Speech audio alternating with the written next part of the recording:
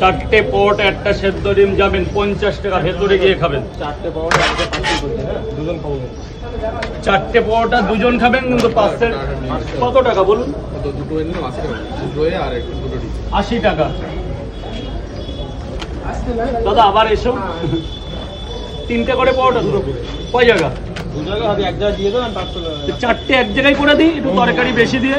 তাই তো বললাম।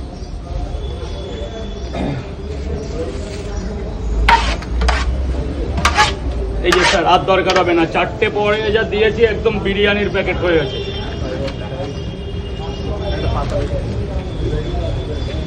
চারটে পরোটা আনলিমিটেড তরকারি, ডিম ডিম কিছু লাগবে না।